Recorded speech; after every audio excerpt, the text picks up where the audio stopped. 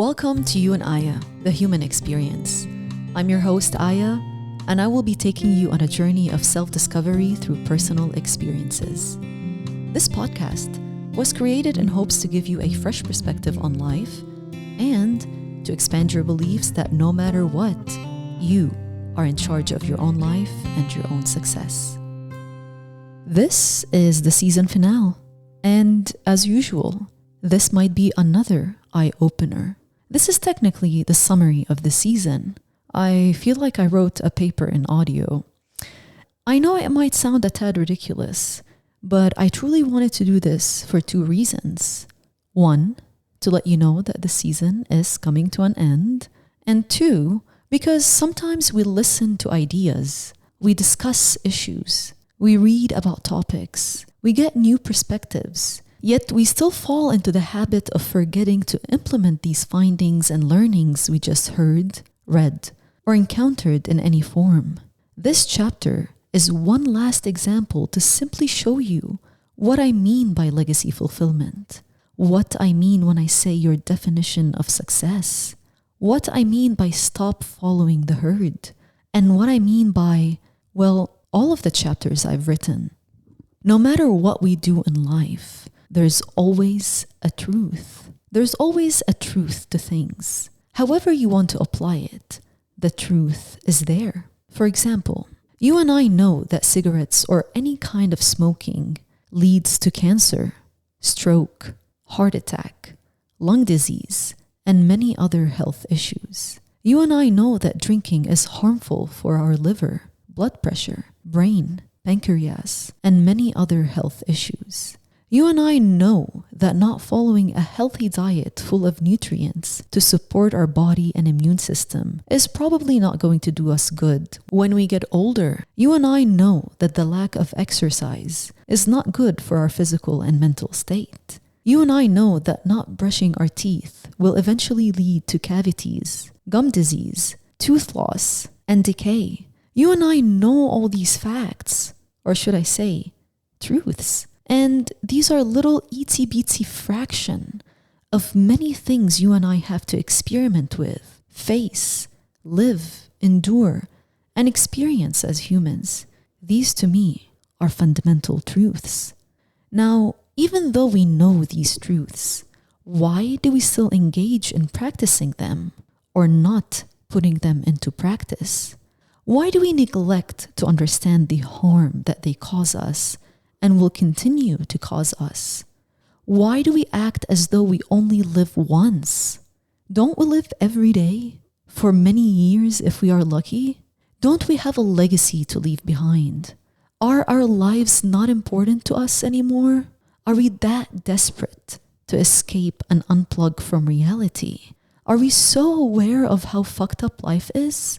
And the most recent that I cannot stop thinking about is watching the genocide happen live on the socials in occupied Palestine. Are we that fed up, feeling helpless, not knowing what to do, how to take a stand, how to make a difference, how to deal with these heavy, grave, and serious issues? And is that why we gravitate to easy solutions and fall into the habit of consumptions to numb our feelings? But really, how do we face reality? How do we recognize and acknowledge the rooted issues in our system while still juggling our personal lives? Let us take these truths and apply them onto an internal level. Let us take all these truths and all these things I've mentioned in my previous chapters and think about how we aren't taking actions on our mind and soul, like our dissatisfactions, our dated ideas and stereotypes, like our level of dependency or the level of awareness, which they are also another form of truth, the truth of oneself and journey. Now, let's go a little bit deeper on an external level in terms of the world we live in, the real and painful truth of what's going on. And yes, I will say it again, racism, sexism, war, climate change, war against religion, war against women, war and more war, So the fight of basic human rights, technically, aren't these also our fights? Aren't these also a fundamental truth, a representation of our life that we live in? I must break it to you. These are also part of your legacy. The ARC technique formula, the branches, yourself, physical world, and relationships, everything I talked about were simplified examples. Everything I talked about was on a small scale, so that I can lead you to question the reality of the world that you and I live in. But how can I do that when you are not even questioning yourself and your flaws? How would you question reality and the system when you haven't even questioned the tiniest speck of all, yourself? Season finale calls for another raffle. The coffee house and I want you to win a $20 gift card. You know the drill. Head over to P Street and sign up for that raffle. All you need is your name, phone number, and today's keyword, life. The raffle runs until Tuesday the 18th. I can't wait to see if you're the lucky winner. And the winner will be announced on my Instagram page as well as the coffee house page. Good luck! My initial intent with the season is to get you closer to yourself, so in return you would understand the system of our reality. You are a product of the system. If you understand yourself, you will understand the system.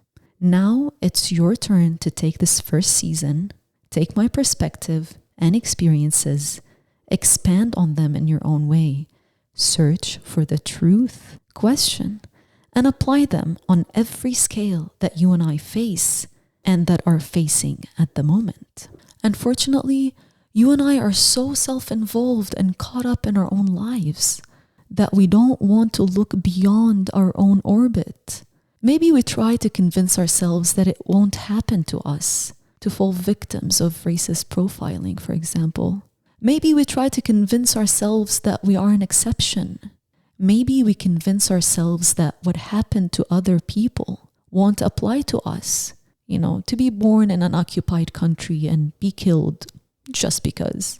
Maybe we use these excuses because we want a reason to continue ignoring reality, because it's easier to not make an effort. We convince ourselves that we won't make a difference, that it isn't our fight, that it isn't our issue, that we are all just destined to die one day anyways. So maybe I should look after myself and enjoy life, right? But the question is, are you? Is that fulfilling you? Can you sleep at night knowing what is truly happening in our life? Maybe if tables were turned, you'd want someone to save you too. Maybe in a different life, I suppose. Even though you and I are trying to find purpose, success, and to reach our legacy, we must keep in mind that our actions will have effect on the community. Our behaviors will influence society, and our thoughts will impact the public. I took a class in sociology years ago in my undergrad, and there was one thing that stuck to me the most. It was the level of society we live in. I thought it was the coolest thing. And I suppose you could say, in a sense, I think about it often, and it might have very well unconsciously influenced a lot of the things that I think about and how I perceive things on a small, medium, and large scale. These are the level of society that you and I are part of. The micro level, meso level, and macro level. The micro level is family, relationships, and individuals. Meso level is organizations, communities, political parties, and ethnic groups. Macro level are nations, legal systems, and economics. And I'm sharing this because it is a perfect representation of what I have been talking about. Our parents shaping us, the system, people in power, and so forth. From family all the way out to nations. You and I are in the scheme of things together, forever, until death do us part. You and I are connected in ways that are almost impossible to explain, yet very obvious. I know one for sure. We are connected in consequences. Your actions, your thoughts, your behaviors have outcomes.